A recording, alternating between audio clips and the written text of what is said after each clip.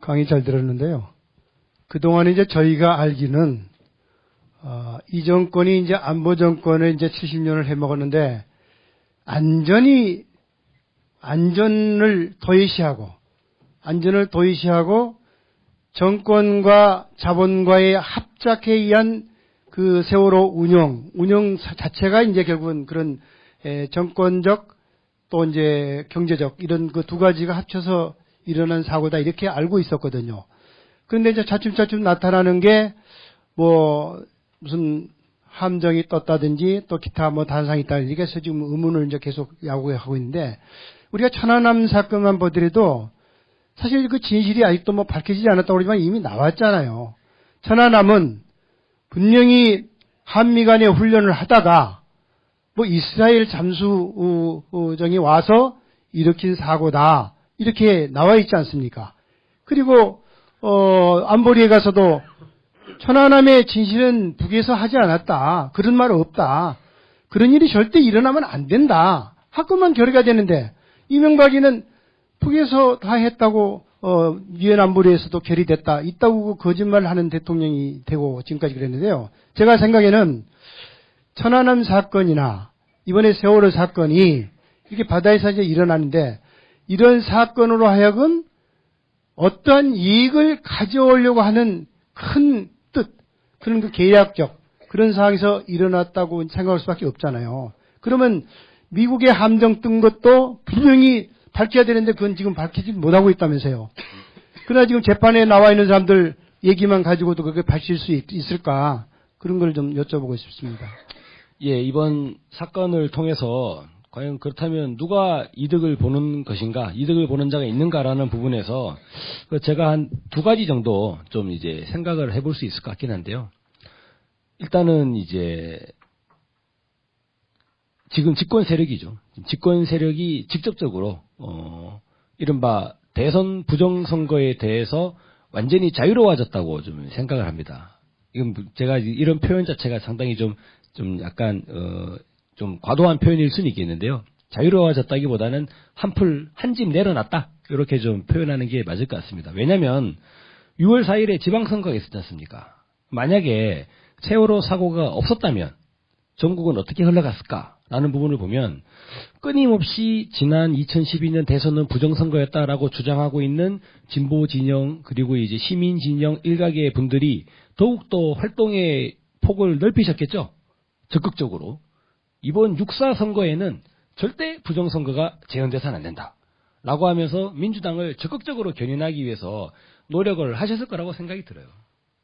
그리고 이 과정에서 4월 중순에 국정원의 이 탈북자 간첩 조작 사건이 들통나가지고 실제로 이제 대통령 국정원장이 사과 발언을 하고 남재준 국정원장이 그런 과정이 있었지 않습니까? 그래서 이번 지방선거에서만큼은 부정을 막자라고 하는 그러한 전체적인 여론이 일어나고 만약에 민주당이 그러면 부정선거라고 하는 이 화두를 6.4 지방선거의 일종의 선거 전술로 그들이 차용을 하게 된다면 저는 박근혜 정부가 상당히 곤혹스러운 처지가 되지 않았겠는가라고 좀 생각을 합니다. 그런 면에서 다분히 이것은 결과론적인 입장인 것이죠. 결과론적인 이제 지나와서 보니까 이제 드리는 말씀인 것인데 세월호 사건이 터지고 그것으로 인해 가지고 상당히 커다란 이제 실랑이가 있었지 않습니까? 근데 그 과정에서 6.4 지방선거도 끝나버리고 그리고 이제 재보선 하고 나고 이제 큰 규모의 선거는 없죠. 내년에는 대규모 선거가 없습니다. 대규모 선거가 없기 때문에 지금 열심히 또 예산을 올리는 것이죠. 이 민생 세금을 계속 올리는 것이죠. 선거가 없으니까요. 나중에 선거가 다가오면 또 깎아주는 신용을 하겠죠. 근데 그런 국면이 있기 때문에 박근혜 정부가 실질적으로 집권 3년기, 집권 4년기까지, 집권 말까지 커다란 이제 그들의 정치공학적으로 봤을 때, 여야 간의 논리로 봤을 때 커다란 이러한 이제 비난 요지, 그들의 이른바 이 태생적 한계라고 하는 선거 비리 의혹, 거기에 대해서 일견 한 짐을 좀 덜어놓지 않았는가, 그런 부분 한 가지 좀 짚을 수가 있을 것 같고요. 또 한 가지는 시야를 좀 크게 본다면 한반도 주변에서 벌어지고 있는 한미일 관계를 봤을 때 미국이 현재 가장 중시하는 것이 무엇인가라고 했을 때 한미일 삼각 공조를 구축하는 거지 않습니까? 사실상 이것을 한미일 삼각 군사 동맹까지 가는 게 오바마 행정부가 가장 바라는 것이겠죠. 그러면 실질적으로 이 우리나라 국군과 일본의 자위대가 군사 동맹을 체결해가지고 일본 군대가 여기 와가지고 일장기 들고 군사훈련 한다는 거지 않습니까? 우리 국민들이 이것을 막을 수가 없잖아요. 그런 면에서 만약에 이것도 가정입니다. 어디까지나. 그리고 이제 결과론적인 말씀, 이건 결과론적인 아니고 그냥 가정이죠. 가정인데, 만약에 세월호 사건이 침몰했을 때 저는 일본 내에서 이런 요구는 있었을 거라고 봐요. 우리가 가서 구조를 하면, 그죠? 해상 자위대가 아이들을 구조를 해주면 이 한국인들의 반일 감정, 반자위대 감정이 일부 좀 사그라들지 않겠냐? 아니, 우리나라 해경이 어쩔 바를 모르고 쩌쩔매고 있는데 자위대가 와가지고 다다닥 구조를 해버리면 우리 국민들에서 그러면 이제 자위대가 앞으로 어떻게 되겠습니까? 그러면 정기적으로 우리가 구조도 같이 해줄 것이고 앞으로 부산 앞바다에서 합동구조 훈련합시다. 도장 막 찍으면 누가 그걸 반대하겠습니까? 그죠? 저는 이러한 부분이 가능하지 않았겠는가라는 생각이 들고요. 그런데 실제로는 되지 않았죠. 되지 않았습니다. 왜냐하면 이제 그 모든 사람들이 예상했던 것보다 배가 훨씬 빨리 뒤집어져 버렸기 때문에 그 이후에 일본의 우익 쪽에서는 박근혜 정부를 매우 강하게 이제 조롱하고 비판했던 그런 이제 언론지들도 있고요. 심지어는 그 일본의 산케이 신문이죠. 서울 지국에서 박근혜 대통령이 사라진 7시간에 대한 보도를 하다가 실제로는 이제 법정 소송까지 가는 이런 관계가 있는데 저는 일본 정부가 이 세월호 사건에 대해서 상당히 커다란 관심을 좀 가지고 있는 것 같아요. 그런 면에서 세월호가 침몰했을 때 일본 당국에서는 그런 욕심을 좀 부리지 않았겠는가 하는 생각이 듭니다. 뭐냐면 우리가 구조에 동참해가지고 좀 한국인들의 이 반일 감정을 어떻게 좀 편법으로 그러면서 차후에 계속적으로 해상자위대가 한국 영해로 들어갈 수 있는 길을 한번 열고 싶다라는 그런 입장을 저는 청와대에 타진을 하지 않았겠는가라는 가정을 한번 해보고요. 물론 이거는 우리 정부가 거부했기 때문에 실행되지 않았고 그래서 일본 정부도 상당히 커다란 좀 불만을 가지고 있는 상황이라는 생각이 듭니다. 그래서 크게 대략 요 두 가지 정도를 좀 말씀드리겠습니다. 이재준 국정원장이 그런 과정이 있었지 않습니까? 그래서 이번 지방선거에서만큼은 부정을 막자라고 하는 그러한 전체적인 여론이 일어나고 만약에 민주당이 그러면 부정선거라고 하는 이 화두를 6.4 지방선거의 일종의 선거 전술로 그들이 차용을 하게 된다면 저는 박근혜 정부가 상당히 곤혹스러운 처지가 되지 않았겠는가라고 좀 생각을 합니다. 그런 면에서 이것은 다분히 이것은 결과론적인 입장인 것이죠. 결과론적인 이제 지나와서 보니까 이제 드리는 말씀인 것인데 세월호 사건이 터지고 그것으로 인해 가지고 상당히 커다란 이제 신라인가 있었지 않습니까? 근데 그 과정에서 6.4 지방선거도 끝나버리고 그리고 이제 재보선 하고 나고 이제 큰 규모의 선거는 없죠.